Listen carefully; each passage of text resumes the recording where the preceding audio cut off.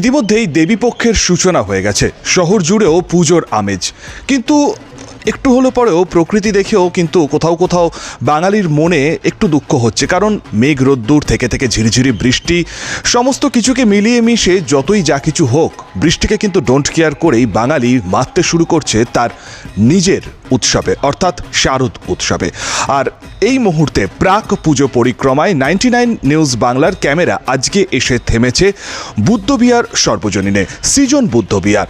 শহর দুর্গাপুরের একটি অত্যন্ত বিখ্যাত পুজোগুলোর মধ্যে অতি প্রাচীন এবং সবথেকে সবার কাছে জানা শোনা একটি পুজো সৃজন বুদ্ধবিহার। এবছর তাদের পুজোতে ঠিক কী থিম উপহার দিচ্ছে, শহরের মানুষের জন্য কী অভিনবত্বের ছোঁয়া তারা রাখতে চলেছেন, আমরা সেটাই উদ্যোক্তাদের সাথে কথা বলবো, জানার চেষ্টা করব।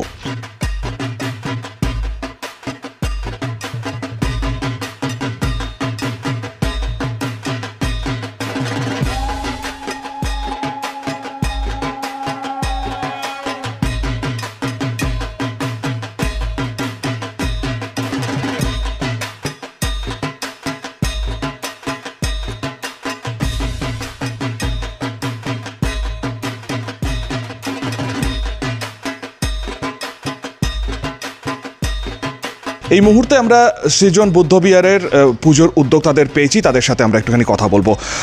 এবছর আপনাদের থিম কি রয়েছে এবং কততম বর্ষের পুজো? এবছর আমাদের 34তম বর্ষ। এবছর আমাদের থিম আছে ইতি তোমার মা। আচ্ছা, এই থিমে আমরা দেখাতে চেয়েছি একজন নারী কখন পূর্ণতা পায়, যখন সে মাতৃত্বের স্বাদ পায়।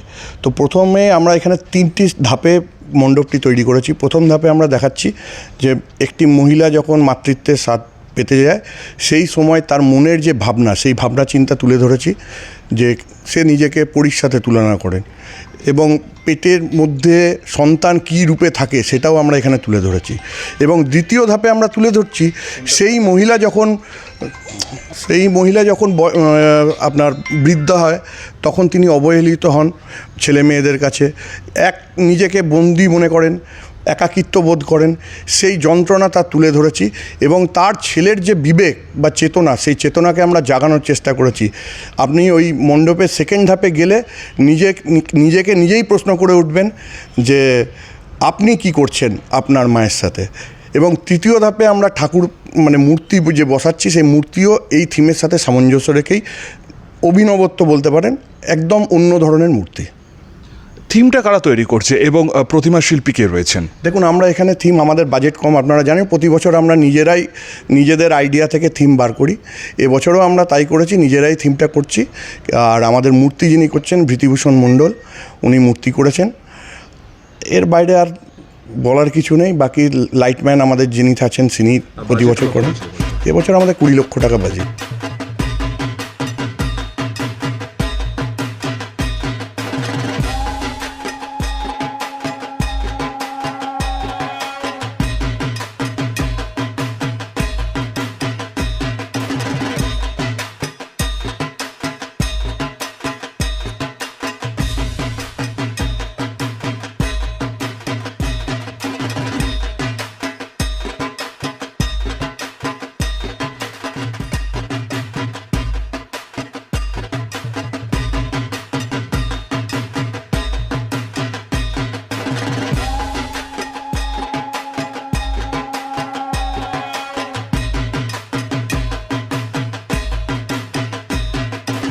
ইতি তোমার মা, এই থিম দিয়েই এবার সাজতে চলেছে সৃজন বুদ্ধবিহার।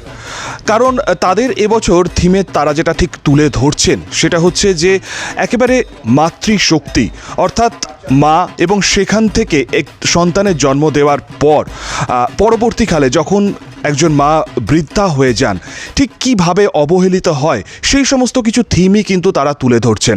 এবং এখানে কিন্তু একটি আয়না রাখা হয়েছে, পরবর্তী ক্ষেত্রে যখন সেই মা বৃদ্ধা হয়ে যাচ্ছেন, বৃদ্ধাশ্রমে থাকছেন, কিভাবে অবহেলিতভাবে তিনি থাকছেন, সেই সমস্ত কিছুই কিন্তু তারা এবছর থিমের মধ্যে তুলে ধরছেন। এবং আয়নাতে বিশেষতভাবে তারা রেখেছেন যাতে যারা প্রতিমা দর্শন করতে আসবেন তারা যেন একটা বারের জন্য হলে পরেও তাদের নিজের বিবেককে প্রশ্ন করতে পারেন এবং সেই কারণেই কিন্তু একদম অভিনবভাবে তারা এই থিম তুলে ধরেছেন।